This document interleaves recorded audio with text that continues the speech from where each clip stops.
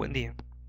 Continuando con las prácticas del laboratorio de diseño estructural, como práctica número 4 trataremos el tema de condiciones geométricas.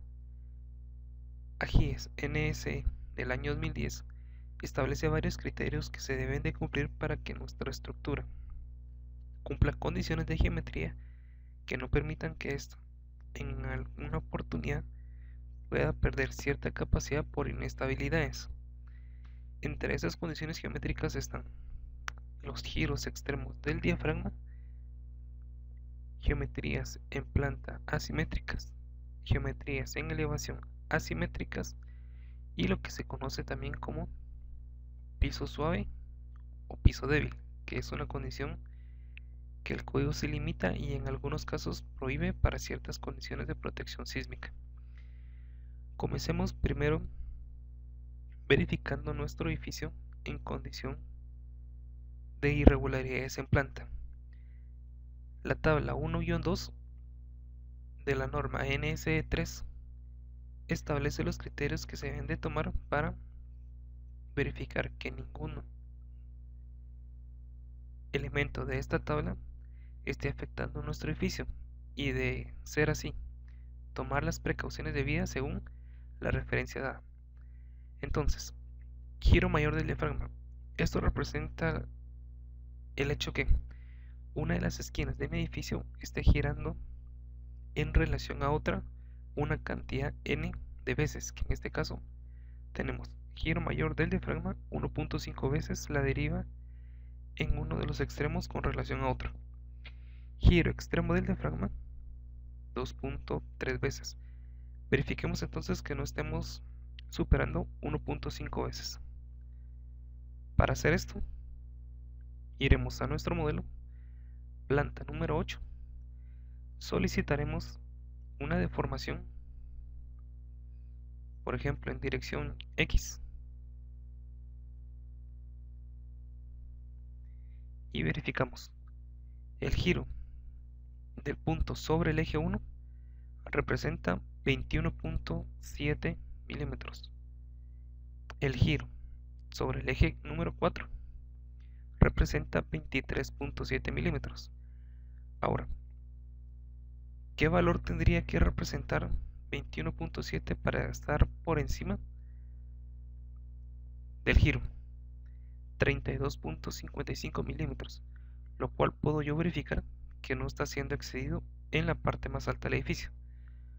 El mismo ejercicio puedo hacer para la planta inferior, aunque yo ya sé que entre más bajo sea el nivel, menor será la deformación. Puedo verificar 20.7 milímetros y 23.3 milímetros. Si voy desplazándome, por ejemplo, niveles inferiores, 14.4 contra 16.7. Ninguno de esos entonces supera por creces 1.5 veces la deformación. Verifiquemos ahora en la siguiente dirección, que sería la dirección del eje Y.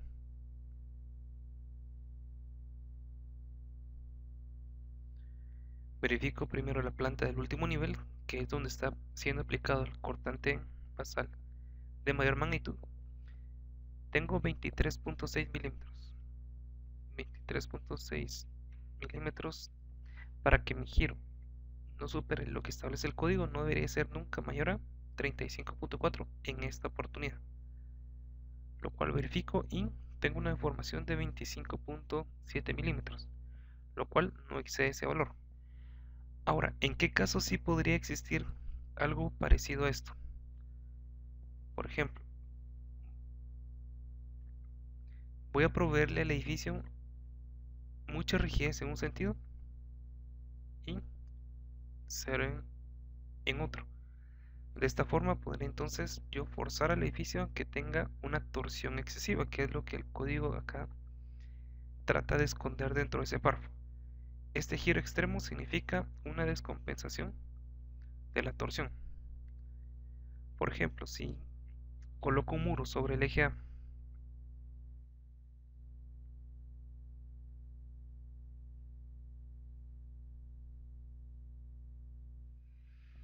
esto representará un muro. No me interesa por el momento aplicarle una sección a ese muro.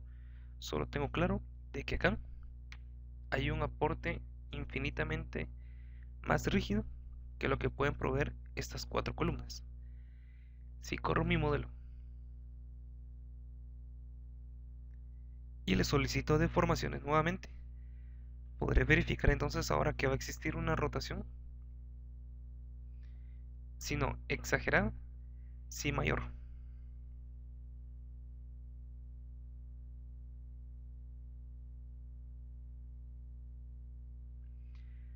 Solicito la deformación sobre el eje y veo, este punto está girando 1.2 milímetros. El 50% extra sería 1.8 milímetros. Si verifico, este extremo está girando 17.6 milímetros, lo cual evidencia que estamos superando por creces el 1.5.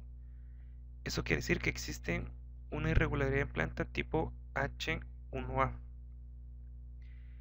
que aplica para un sistema de protección D, que es lo que nosotros tenemos acá, y nos manda a decir qué debemos de hacer según estas referencias. 1834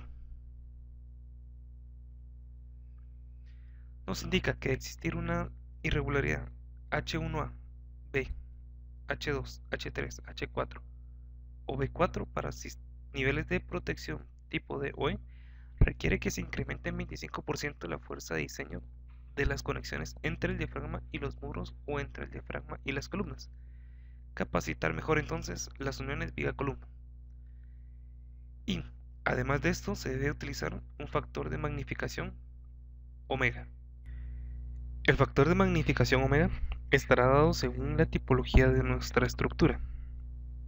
En nuestro caso, para marcos especiales de concreto, tendremos un factor de sobreresistencia R igual a 3. Eso significaría entonces que para nuestro sismo en la combinación de carga nosotros debiésemos de colocar nuestros casos de carga sísmica multiplicados, en lugar de 100% en una dirección y 30% en otra dirección, tendríamos que colocar 300% en una dirección y 0.90 o 90% en la otra dirección.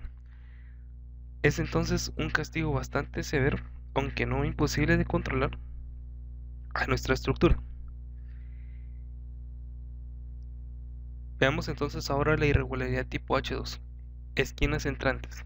Al menos una esquina del diafragma está recortada más del 25% en la dirección de análisis.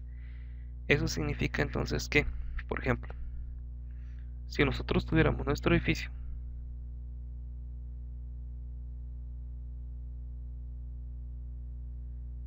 eliminaré el muro para hacer el siguiente ejemplo.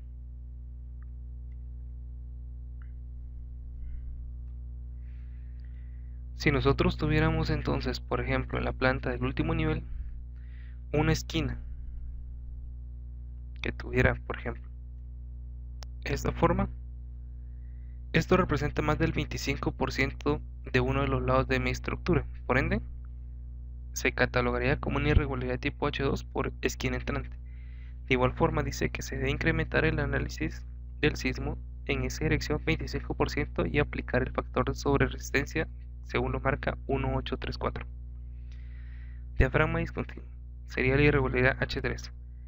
El diafragma tiene menos del 50% del área del rectángulo que circunscribe al piso, o si cambia rigidez en más del 50% en un piso, de un piso al siguiente. Eso representa entonces lo siguiente. Por ejemplo, si nosotros tuviéramos un rectángulo de 100 metros cuadrados y tuviésemos una altura igual a 50 metros cuadrados o 51 metros cuadrados para tener un valor superior o menor al 50% de área de concreto, se cataloga como una irregularidad H3 por diafragma discontinuo. De igual forma, hay que incrementar las cargas del piso y aplicar el factor de sobreresistencia R. Irregularidad H4, desfase lateral. un muro o marco o columna se interrumpe y se reanuda total o parcialmente hacia un lado. Esa irregularidad H4 representa esto. Si nos vamos al eje A, supongamos que, viendo la vista extruida, estas dos columnas no existieran. Y esta viga tendría que ser capaz de poder soportar estos niveles en una carga cortante aplicada al centro. Eso entonces se conoce como una viga de transición. Para la irregularidad H4 en sistemas de protecciones D, nos manda utilizar el factor de sobreresistencia R, incrementar las cargas y, aparte, 833.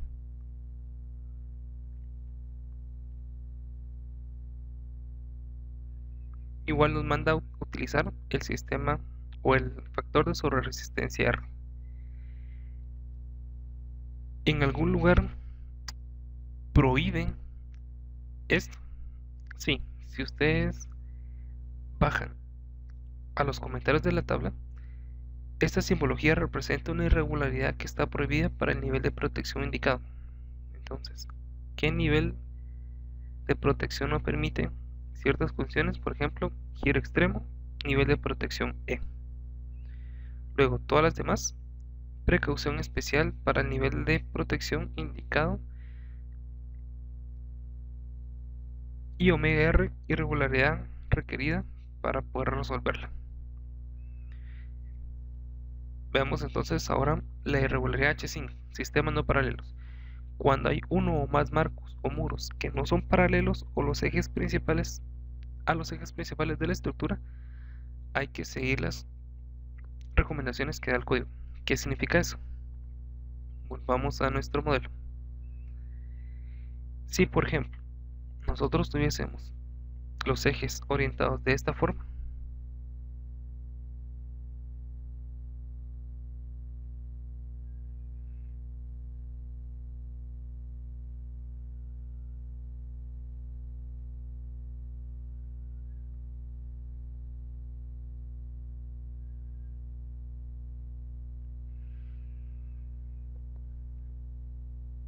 y tuviéramos muchos ejes orientados en una dirección no paralela, la distribución de carga por rigideces se estaría perdiendo. Por ejemplo, este marco transmitiría la fuerza y luego tendría que cruzar la fuerza.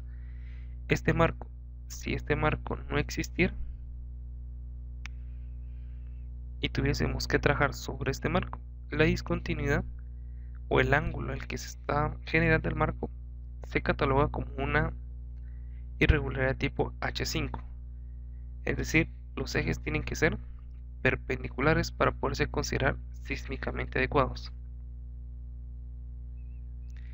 ¿Qué nos manda hacer entonces esto para un sistema de protección D, como nuestro edificio lo manda? 1.10.5.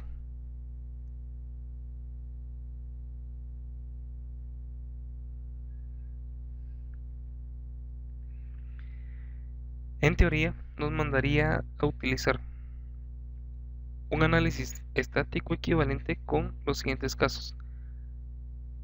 No pueden ser edificios de más de 3 niveles si la estructura tiene irregularidades en planta o en elevación conforme a las tablas 1.2 y 1.3 y que no excedan 50 metros de altura sobre la base. Si esto no se cumple en nuestros elementos, debemos de utilizar entonces un sistema dinámico, un sistema de análisis dinámico modal espectral, que sería utilizando un espectro respuesta, que son metodologías ya no considerando los casos estáticos, sino las condiciones dinámicas. Se deberían de ver los modos de vibración, cumplir porcentajes de masa que estén participando dentro del análisis y una serie de requisitos que ustedes pueden leer acá en el código. Ahora veamos características o irregularidades en elevación. Una de las más susceptibles a realizarse en tipo de estructuras por una mala planificación de arquitectura es un piso suave o un piso débil. ¿Qué significa un piso suave y un piso débil? Vamos al ejemplo nuevamente de nuestro edificio cuando tienen un muro. Por ejemplo, vimos que esto representa un problema por el giro. Pero ahora veamos, ¿qué pasa si en algún momento ustedes deciden diseñar esto? El código es bien explícito cuando dice, no puede haber algo más rígido en la parte superior que en la parte inferior. Si eso se llega a dar, se generarían esfuerzos a cortante tan grandes en la parte inferior que fallarían. Esos elementos hablando de las columnas por cortante. ¿Cómo catalogan entonces un piso suave? La rigidez lateral de un piso es menos que el 70% de la rigidez del piso de encima, o menos del 80% de la rigidez promedio de los 3 niveles por encima. Eso significa lo siguiente: si este nivel tiene un valor de inercia 1, ¿esto cuánto debe tener? Según nuestra tabla, no menos del 70%, o el promedio de los 3 niveles subsiguientes, y que ese promedio de 80%. Entonces hagamos el ejercicio. Si corremos nuestro modelo con esos muros, vamos a ver cómo se está comportando la rigidez en elevación de nuestra estructura.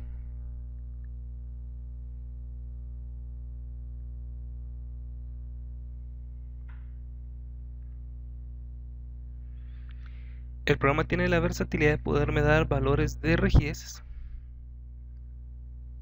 en valores numéricos, no un porcentaje. Entonces, por ejemplo, si yo le solicito al programa que me muestre las rigideces de los niveles, en un caso de carga sísmico, que en este caso debería ser Y, por la dirección en la que coloqué los muros, verifico esta curva. Para hacer una curva congruente con lo que el código establece, del primer nivel, esta rigidez tendría que regresar a niveles menores que lo que el primer nivel tendría, que sería en este caso 47.33 tonelada fuerza de milímetro. Y eso es debido a este muro. Ahora hagamos la prueba. Quitemos el muro.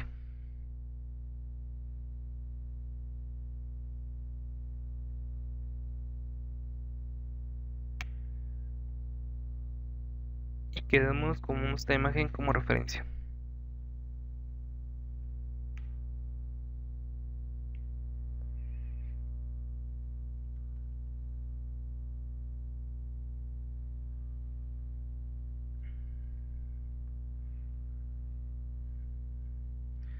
Pueden ustedes notar entonces cómo hay un incremento en la rigidez, lo cual generaría problemas bastante serios en los cortantes de las columnas. Ahora, ¿qué pasa en ese mismo edificio, en esa misma dirección, sin esos muros aplicados? Vean la diferencia.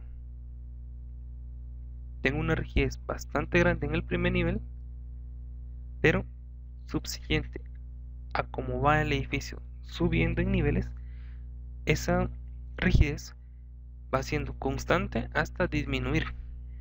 Si comparamos ese resultado con el obtenido anteriormente, nos podemos dar cuenta de la gran diferencia. Esto, para el código,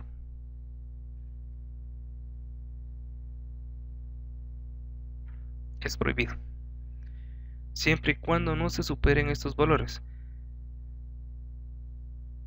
Entonces, el piso suave es una condición controlable de ese cambio abrupto de rigidez. Luego está el piso débil.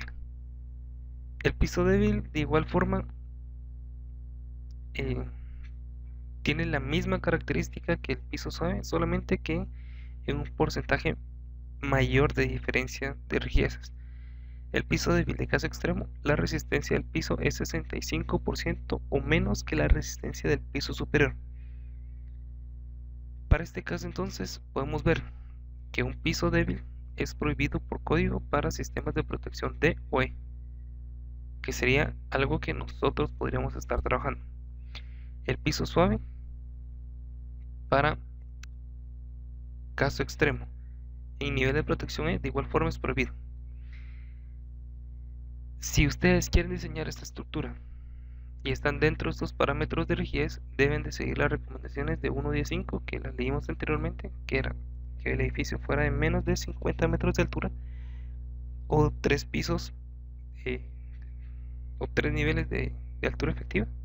Y si eso no se cumplía y no se cumplía el resto de características ahí descritas, hay que hacer un análisis modal espectral o dinámico. Luego, masas irregulares verticalmente. El peso sísmico de un nivel es más del 150% del peso sísmico del nivel adyacente. ¿Qué representa eso? Si nosotros suponemos que en la azotea de nuestro nivel número 8 hay concentrada una masa debido a una piscina, por ejemplo, si yo le asigno a uno de esos puntos una masa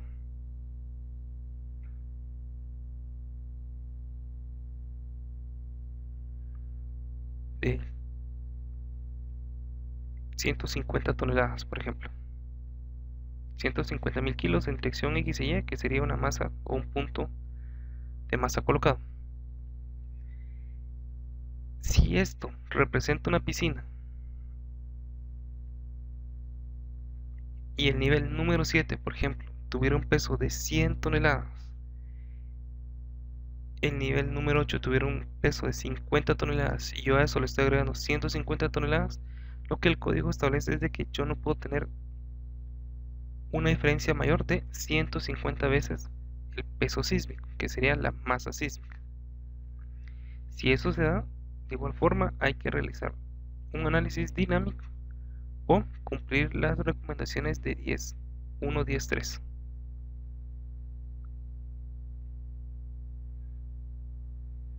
Que sería cumplir con los valores de carga viva mínimos.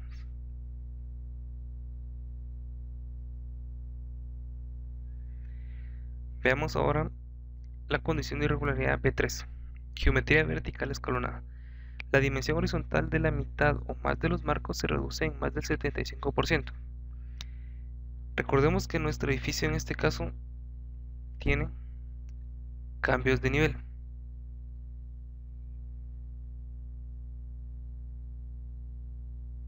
Esto. Siendo tal vez el caso más drástico, podríamos decir este. Lo que el código establece es que si esta porción que ha sido reducida, hablando de sistema de protección sísmico que serían los marcos, representa el 75% del resto de nuestra estructura, que es lo que acá está describiendo, la dimensión horizontal de la mitad o más de los marcos se reduce en más del 75%. Eso representa un problema. Eso quiere decir que si yo tuviese, por ejemplo, este caso, tengo que hacer un análisis especial para esta porción del edificio y para el resto de la estructura en general. En nuestro caso, la irregularidad B3 y B2 no se está cumpliendo. La irregularidad vertical 4, discontinuidad en plano vertical. Uno de los sistemas sismo resistentes verticales sufre un desfase o reducción de la capacidad de rigidez lateral. En este caso, de igual forma, si estos fueran mis marcos principales y yo en algún momento hago esto, pero en el resto de los marcos no lo hago, este marco en particular está perdiendo rigidez, puesto que está perdiendo una columna que son los elementos que en verdad aportan rigidez. Eso de igual forma lo castiga, haciendo necesario aplicar el factor de sobreresistencia omega R igual a 3 que habíamos visto en la tabla anteriormente y utilizar un análisis dinámico. Entonces estas tablas son importantes para poder establecer si la geometría de nuestra estructura cumple o no con las características mínimas. Si esto no cumple, lo más recomendable es regresar a las condiciones de predimensionamiento de la estructura y tratar de generar algo más regular.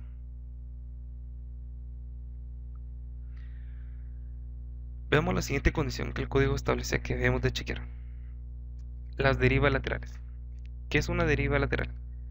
Una deriva lateral será la deformación que nuestra estructura esté sufriendo debido a la aplicación de una carga sísmica. El código establece parámetros para poder determinar cuánto es que nuestra estructura se puede mover lateralmente. Porque, por ejemplo, si esta estructura se llega a mover 3 metros, ¿es aceptable o no? La verdad, no podríamos decirlo en esa medida. El código establece una medida un poco más sencilla de poder trabajar, que es un porcentaje de la deformación con respecto a los niveles inferiores. Eso indica entonces lo siguiente.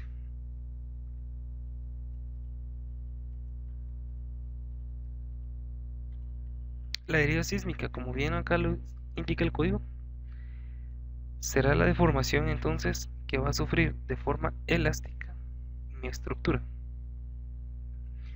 Las derivas últimas van a ir en función de un porcentaje de la altura que yo puedo llegar a desplazar. Como una edificación general que se cataloga como importante, que es nuestro edificio, el porcentaje será 0.02. Entonces, la deriva máxima que yo puedo tener, según la ecuación que acá está colocada, es la deriva última partido factor CD. Deriva dividido CD. CD va a ser un factor de código para marcos de concreto reforzado dúctiles es igual a 5.5. Entonces, 0.02 dividido 5.5 me dará la deriva máxima que yo puedo llegar a tener en mi estructura. 0.02 .003636. ¿Cómo leo ese dato? ¿O cómo me interesa a mí ese dato? Puedo solicitarle al programa que me dé los valores de deriva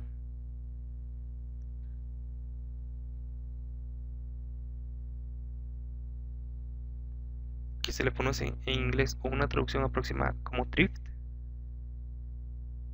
para el caso, por ejemplo, X.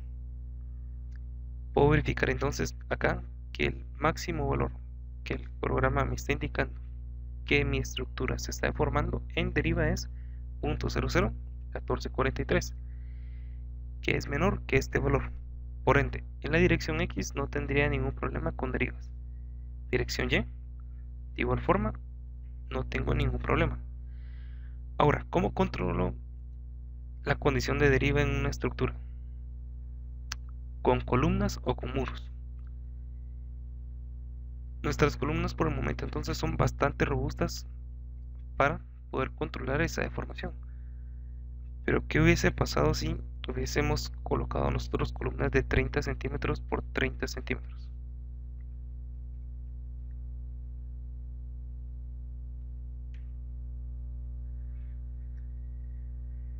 Correré mi modelo entonces con columnas reducidas en sección y verificaré que en ese caso esperaría yo que la deriva no sea satisfactoria para las condiciones del código.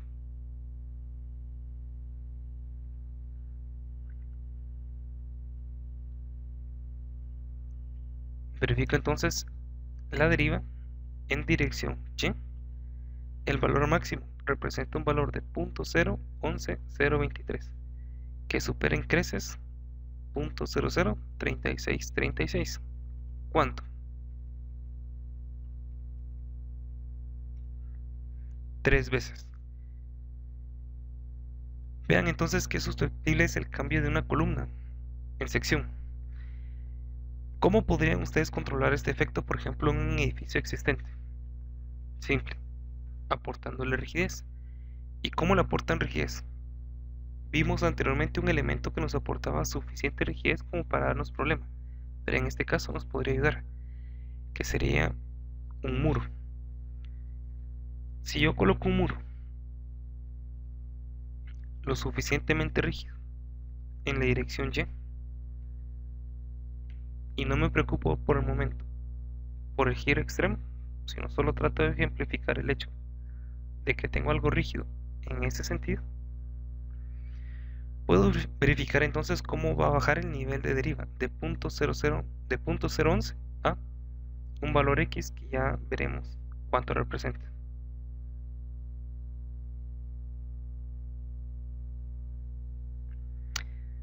Entonces vean, el cambio, aunque no es significativo, es un cambio, 0.0099. Estamos de igual forma por encima de nuestro nivel de protección, que es 0.0036, pero esto es fácilmente controlable. Lo único que acá necesita el edificio es simetría. Esto quiere decir que necesita muros en otra dirección.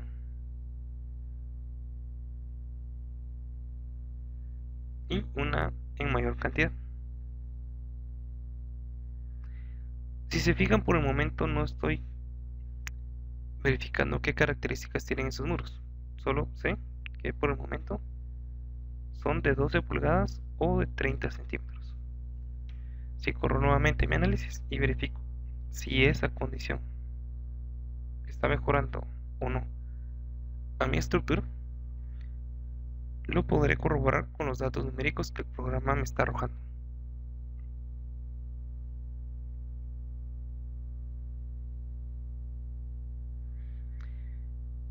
Verifico entonces ahora que la deriva en dirección Y, aplicando los muros, bajó hasta un nivel de protección de 0.00021, que está muy por debajo de lo requerido por código. Si verifico X, que es donde yo no tengo muros colocados, verifico que estoy por encima de ese nivel de protección por muy poco, pero de igual forma superando su límite, lo cual no es aceptable. Como la estructura es nueva y podemos predimensionarla para que sea sísmicamente adecuada y económica, que sería un factor importante en este tipo de estructuras, opto mejor por aumentar el tamaño de mis columnas.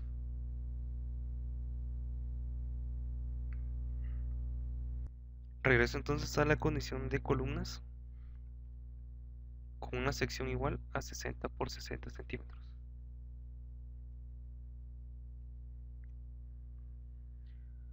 Ahora, en este caso tenemos secciones definidas ya en su totalidad. No. Cuando entremos a la parte de diseño, verificaremos si las secciones de concreto no están requiriendo una cantidad muy grande de acero, que sería ya una condición que no necesitamos, puesto que siempre vamos a saber que el acero es mucho más caro que el concreto. ¿Dónde necesitamos ahorrar entonces es en acero? Las condiciones de deriva, irregularidades en planta e irregularidades verticales han sido verificadas. Nos queda entonces ya entrar a los procesos de diseño, determinar áreas de cero, barras corridas, estribos y refuerzos a torsión. Esta fue entonces la práctica número 4.